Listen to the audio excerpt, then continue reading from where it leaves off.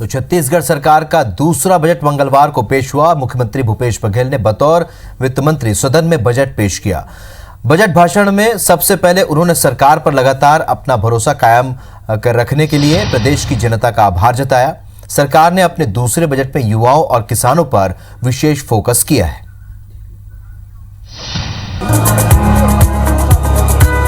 CM Bhupesh Baghel जब budget पेश करने के लिए विधानसभा पहुंचे तो उनके मन में सूबे के किसानों और गरीबों के विकास को लेकर बड़ा सपना था। और जब उन्होंने बजट भाषण पढ़ना शुरू किया तो उनके पिटारे से उनके लिए सौगातों की बरसात हुई। करीब 1,02,907 करोड़ के इस बजट में उन्होंने हर वर्ग को छुआ, लेकिन विशेष रूप से उनका जोर कृषि पर रहा। इस बजट में गांव, गरीब और किसान पर फोकस किया गया है। साथ ही स्वास्थ्य और शिक्षा की योजनाओं पर भी भारी भरकम प्रावधान किया गया है। खास बात यह है कि बजट में किसानों को बड़ी सौगात दी गई है। धान के 5100 करोड़ अंतर राशि के लिए राजीव गांधी किसान न्याय योजना का ऐलान किया गया है। वहीं नरवा, गरवा, घुरुआ बारी के लिए 1603 करोड़ का प्रावधान किया गया है, जबकि शिक्षा और स्वास्थ्य की योजनाओं के लिए भी बजट में खास ध्यान रखा गया है। बजट में की गई बड़ी घोषणाएं: छत्तीसगढ़ के बचे हुए शिक्षा कर्मियों का 1 जुलाई 2020 से संविलियन, किसानों के लिए राजीव गांधी किसान न्याय योजना, लोक कलाकारों के लिए पेंशन और छात्रवृत्ति की घोषणा, सभी जिलों में गढ़ कलेवा खोलने की घोषणा, नवा रायपुर में झीरम घाटी के शहीदों की याद में शहीद स्मारक। स्वास्थ्य विभाग में देखिए मलेरिया मुक्त बस्तर, फिर हाट बाजार क्लिनिक योजना, शहरी स्लम योजना, उसके बाद आप देखिए 5 लाख तक के डॉक्टर खूबचंद बघेल के नाम से, और पूरे हिंदुस्तान में ये कहीं नहीं हुआ है। 20 लाख तक के लोग रुपये तक के बड़ी बीमारियों में राज्य सरकार सहायता देगी, तो ये बड़ी राहत है लोगों के लिए। इधर बीजेपी नेताओं ने प्रदेश के बजट को लेकर निराशा जताई है और राज्य सरकार को घेरा है, जबकि कांग्रेस ने इसे विकास का बजट करार दिया है। बजट घोर निराशाजनक है, विकास को पीछे ले जाने वाला है, सभी सेक्टरों को डैमेज करने वाला है और छत्तीसगढ़ की जो जान जिसको कहा जाता है, एग्रीकल्चर सेक्टर में जो ग्रोथ होना चाहिए था, बाकी चीजों के जो आपके जन घोषणा पत्र में है उसको कहीं न कहीं जो समाहित होना था, उसको स्थान इस बजट में मिलना चाहिए था। वो बजट में आपने स्थान नहीं देकर के आपने बता दिया है कि हम जो घोषणा किए हैं वो केवल घोषणा है, करने के लिए नहीं है। युवकों को रोजगार देने के लिए वादा किया गया था, रोजगार भत्ता देने का वादा किया गया था, उस बारे में कोई उल्लेख नहीं। किसान के लिए देखिए जो अटकल लगाई जाती थी, जो होना ही था लेकिन फिर भी लोग प्रश्न चिन्ह लगाते थे, तो राजीव गांधी किसान न्याय योजना के माध्यम से 2500 रुपये तक में उनके धान का भाव सुनिश्चित कर दिया है। बड़ी बड़ी योजनाओं की पूर्ति के लिए पहल हुई। बजट भाषण में सीएम भूपेश बघेल ने मुख्यमंत्री सुपोषण योजना का भी ऐलान किया। वहीं शिक्षा कर्मियों को बड़ी सौगात देते हुए उनके संविलियन की भी घोषणा की गई। 2 साल पूरे कर चुके 16,000 शिक्षा कर्मियों का 1 जुलाई 2020 को संविलियन होगा। बजट में झीरम के शहीदों की याद में नवा रायपुर में शहीद स्मारक बनाने का भी ऐलान किया गया है। Bureau report, IBC 24। Rajesh Mishra हमारे सहयोगी और ज्यादा जानकारी के साथ इस वक्त हमारे साथ सीधे जुड़ रहे हैं। राजेश, 3 मूलभूत आवश्यकताएं और 3 प्रमुख बिंदु माने जाएं छत्तीसगढ़ के। पहली तो स्वास्थ्य और शिक्षा, दूसरा और तीसरे नंबर पे किसान, जिसे लेकर ये इस बजट में काफी उम्मीदें थी और तीनों के लिए सरकार ने अहम घोषणा की है। दूसरी ओर जो समर्थन मूल्य की जो अंतरराशि उसे देने का भी एक नई योजना का ऐलान यहाँ सरकार ने किया है। अगर ओवरऑल इस बजट को देखा जाए, क्योंकि आप पूरे कवरेज में रहे, सत्ता पक्ष और विपक्ष की ओर से किस तरह की प्रतिक्रियाएं मिली हैं, फिलहाल इस बजट को किस रूप में देखा जाए? देखिए, अगर हम बात करें तो मुख्यमंत्री भूपेश बघेल ने कहा कि 1,09,000 करोड़ के इस बजट में उन्होंने सभी वर्ग को समायोजित करने की कोशिश की है। अपना वादा जो उन्होंने चुनाव के समय किया था प्रदेश की जनता से, उस वादे को पूरा करने की कोशिश की है। किसान, युवा, महिला, बुजुर्ग, गरीब परिवार, अधिकारी, कर्मचारी, शिक्षा कर्मी, तमाम लोगों को समेटकर कुछ न कुछ देने की कोशिश की है और जो बजट पेश हुआ है उसमें इसका असर भी देखने को मिला है। किसानों की जो 2500 रुपये समर्थन मूल्य पेट्रोल देने का वादा था और प्रदेश सरकार का सबसे बड़ा वादा था, उसके लिए राजीव गांधी किसान न्याय योजना के तहत जो अंतर की राशि दी जाएगी उसकी उन्होंने घोषणा की है। इसके अलावा सबसे बड़ी अगर सौगात की बात करें कि इस साल कोई कर नहीं लगाया जाएगा, इसकी उन्होंने घोषणा की है। इसके अलावा शिक्षा कर्मियों से जो उन्होंने अपना वादा किया था, जब लगातार शिक्षा कर्मी भारतीय जनता पार्टी के शासन काल में लगातार जब आंदोलन कर रहे थे तो ये भूपेश बघेल जाकर उनको समर्थन करते थे और उन्होंने वादा दिलाया था, भरोसा दिलाया था कि जब उनकी सरकार आएगी तो उनका संविलियन कर दिया जाएगा। आज उन्होंने अपने इस वादे को पूरा किया है। 2 वर्ष पूरा कर चुके सभी शिक्षा कर्मियों का संविलियन करने का उन्होंने घोषणा की है।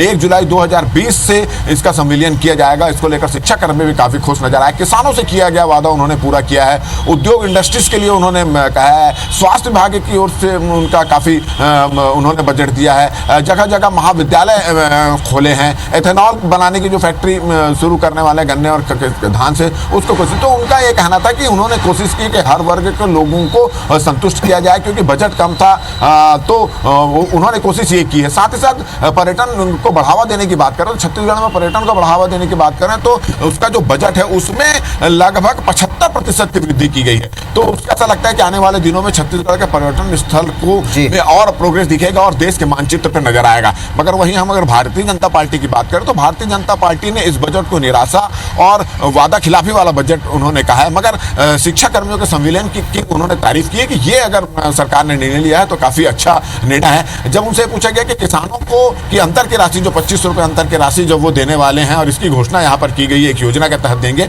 तो भारतीय जनता पार्टी ने यह कर आपत्ति दिखाई कि जब मिल जाएगा उस समय बात करेंगे। तो भारतीय जनता पार्टी और विपक्ष के लोगों ने इस बजट पर कोई बहुत खास प्रतिक्रिया व्यक्त नहीं की है। मगर भूपेश बघेल की कोशिश है, उनका यह कहना था कि उनकी कोशिश ये रही है कि जो उनके बजट है, जो उनकी सीमित वो है, उसके हिसाब से सभी वर्गों को संतुष्ट करने की कोशिश वो कर रहे थे। इसके लिए उन्होंने जब हमने अपनी खास बातचीत में जब उनसे ये भी पूछा गया तो इस बजट को लेकर आपकी क्या तैयारी थी, क्योंकि 1 लाख करोड़ का बजट पेश किया जाना था और एक लिमिट भी रहता है किस विभाग को कितना देना। हर विभाग से मांगे आती है, हर विभाग से सुझाव आते हैं। तो उन्होंने कहा था हमने विभागों से भी बातचीत की थी, मंत्रियों से भी बातचीत की थी, अधिकारियों से भी बातचीत की थी और आम जनता से भी राय ली थी। उन सभी रायों को मिलाकर हमने बजट तैयार किया है और उन्होंने ये कहा भी है कि उनकी कोशिश थी कि सभी लोगों को संतुष्ट किया जाए और उनमें भी उम्मीद भी जताई है कि जो प्रदेश की जनता है वो संतुष्ट होगी और आने वाले बजट में जो कुछ शेष रह गया है, जो कसक रह गया है, वो आने वाले बजट में उसको पूरा करेंगे। बिल्कुल, आने वाले बजट में उसको पूरा करेंगे राजेश। लेकिन अगर प्रतिक्रियाओं की बात करें, क्योंकि विपक्ष ने भी यहाँ पर प्रतिक्रिया दी है, किसानों के लिए जो वादे, जिस तरीके का विजन सरकार ने पेश करने की बात कही थी वो इस बजट में नजर नहीं आता। इसके अलावा जो एक बात जरूर है कि पूर्व मुख्यमंत्री यहाँ पर अजीत जोगी ने जरूर इस बजट में कहा कि मैं इसके लिए संतुलित और एक नपतुला वो कहूँगा प्रतिक्रिया दूंगा। यानी कुल मिलाकर ये देखा जाए तो कहीं ना कहीं सरकार के लिए बजट बेहतर था, विपक्ष के लिए आज विपक्ष को तो विरोध करना है। नहीं, देखिए पूरी तरह विपक्ष इस बजट को नकार नहीं रहा है। जैसे हमारी पूर्व मुख्यमंत्री रमन सिंह से बातचीत हुई, हमारी नेता प्रतिपक्ष से बात हुई, हमारे बृजमोहन अग्रवाल से बातचीत हुई, तो उन्होंने कहा कि किसानों शिक्षा कर्मियों का उन्होंने जो वादा पूरा किया उसमें उन्होंने कहा कि ये अच्छी बात है। किसानों से जो वादा किया था अंतर की राशि दिए जाने का, तो उन्होंने ये कहा कि जब मिलेगा तब देखेंगे। इसी तरह हम जनता कांग्रेस से अजीत जोगी ने भी इसको नापातुला बजट कहा है। हमारी धर्मजीत सिंह से बातचीत हुई, धर्मजीत सिंह ने भी कहा कि कुछ 2-3 पॉइंट जो है सरकार ने अच्छे निर्णय लिए हैं, मगर बाकी बजट को उन्होंने भी निराशाजनक और बहुत ज्यादा उत्साह वाला नहीं बताया। तो मिलीजुली प्रतिक्रिया आ रही, मगर एकदम से विपक्ष एकदम से इस बजट को नकार नहीं सकता। यही सबसे बड़ी उपलब्धि भूपेश बघेल की इस बजट से नजर आ रही है। बिल्कुल, और ये बड़ी उपलब्धि इसलिए भी है क्योंकि फिलहाल ये माना जा रहा था कि सरकार को काफ़ी फाइनेंशियली प्रॉब्लम फेस करनी पड़ सकती है, जिस तरीके से यहाँ पर वो अंतर की राशि किसानों को बांटने जा रहे हैं। शिक्षा और स्वास्थ्य की बात करें, किसानों के लिए तो एक बड़ी घोषणा है ही, साथ ही स्वास्थ्य के क्षेत्र में भी डॉक्टर खूबचंद बघेल के नाम से जो योजना की शुरुआत सरकार कर रही है, इसका कितना फायदा आम जन को मिलेगा? देखिए, कोशिश ये की गई है क्योंकि सरकार इसी पॉइंट को लेकर चल रही थी, किसान, गरीब, स्वास्थ्य, शिक्षा, ये 4 उनका था, और युवा, ये 4 लोगों को समाहित करके चल रही थी। किसानों के लिए उन्होंने अंतर की राशि देने की घोषणा कर दी एक योजना से, सिंचाई योजना बहुत सारी शुरू करी, युवाओं के लिए भी बहुत सारी योजना करी है। स्वास्थ्य के रूप में उन्होंने खूबचंद बघेल के नाम से एक योजना शुरू करने की बात की है। और उनका कहना है, जब हमने उनसे ये भी पूछा गया तो स्वास्थ्य विभाग में जितनी उम्मीद की जा रही थी उतना बजट सैंक्शन नहीं किया, तो उन्होंने बोला कि नहीं, जितना प्रस्ताव आया था और उसके हिसाब से बजट जारी किया गया और स्वास्थ्य विभाग को लेकर उनकी और भी बहुत सारी योजना और समय समय पर उसको मूल्यांकन यहाँ पर किया जाएगा। और उन्होंने कहा कि उनकी प्राथमिकता में भी स्वास्थ्य और शिक्षा उनकी प्राथमिकता में भी, और इस पर विशेष ध्यान यहाँ पर दिया गया और बजट में भी इसका जो है नमूना देखने को मिला। जी एक पहलू और बचता है राजेश, शिक्षा को लेकर देखा जाए तो उच्च शिक्षा के लिहाज से काफ़ी बड़ी घोषणा है, लेकिन स्कूल शिक्षा के लिहाज से देखा जाए तो क्या कुछ अहम घोषणाएं यहाँ सरकार की दिखती है और ये हो सकता है कि इसे स्कूल शिक्षा स्तर पर बढ़ाया जा सके और बढ़ावा मिले? देखिए, बहुत सारे जगह कॉलेज खोले गए हैं, हाई स्कूल खोलने की घोषणा की है, शिक्षक स्तर को बढ़ाने की घोषणा की गई है, स्मार्ट स्कूल बनाने की घोषणा की गई है। तो निश्चित रूप से बजट में इसका अलग अलग तरह से प्रावधान यहाँ पर लगा गया है। और जैसे कि हमारी बातचीत हुई थी मुख्यमंत्री भूपेश बघेल से, जब बजट के बाद उनसे एक्सक्लूसिव इंटरव्यू लिया जा रहा था, तो उन्होंने बोला था कि उनकी प्राथमिकता शिक्षा है, जिसमें कॉलेजेस भी हैं, स्कूल भी हैं। तो बहुत सारे मेडिकल कॉलेज खोले गए हैं, बहुत सारे इंजीनियरिंग कॉलेज खोलने की घोषणा की है, डेयरी के क्षेत्र में जो कृषि है उसके कॉलेज खोलने की यहाँ पर घोषणा की है, स्कूली क्षेत्र में बहुत सारे स्कूल को स्मार्ट स्कूल बनाए जाने की घोषणा की है। तो बहुत सारी घोषणाएं यहाँ पर हैं। अब देखना यह है कि, और उसके लिए बजट में प्रावधान किया गया, अब देखना है कि इस पर अमल किस तरह से होता है। ये भी सरकार की एक बहुत बड़ी जिम्मेदारी होगी। बिल्कुल, ये बड़ी जिम्मेदारी होती है। बजट में घोषणा करना एक अलग बात है और उसे इम्प्लीमेंटेशन कराना, लागू कराना एक अलग बात होती है। राजेश, एक अंतिम और अहम सवाल ये भी है कि नरवा गरवा घुरवा बारी को लेकर सरकार लगातार एक विजन लेकर चल रही है। किसानों के लिए एक अलग से घोषणा की गई, लेकिन नरवा गरवा घुरवा बारी के लिए एक बजट में अलग से प्रावधान है। जी बिल्कुल, नरवा गरवा घुरुआ बाड़ी ये सरकार की बहुत ही महत्वाकांक्षी योजना है और लगातार इस पर काम चल रहा है। इस बजट में भी नरवा गरवा घुरुआ बाड़ी के लिए 1000 करोड़ से भी अधिक का बजट का प्रावधान यहाँ पर रखा गया है और इसका जो काम है लगातार जारी रहेगा, क्योंकि सरकार का यह मानना है, भूपेश बघेल का यह मानना है कि नरवा गरवा घुरुआ बाड़ी जो योजना है वो गाँव को समृद्ध बनाएगी, किसानों को समृद्ध बनाएगी, ग्रामीणों को समृद्ध बनाएगी। तो इसी कोशिश को देखते हुए नरवा गरवा घुरुआ बाड़ी योजना शुरू की गई थी और बजट में भी इसमें विशेष प्रावधान यहाँ पर रखा गया है। जी बिल्कुल, और कुल मिलाकर आज के बजट को देखा जाए राजेश, तो आज विपक्ष के पास कहने के लिए कुछ नहीं है, आरोप लगाना विपक्ष का काम है, लेकिन फिर भी कहीं ना कहीं ये एक संतुलित बजट के रूप में देखा जा रहा है। जिस तरीके से यहाँ पर सीएम भूपेश बघेल ने इस बजट को पेश किया, विपक्ष के पास बहुत ज्यादा बड़े मुद्दे नहीं है।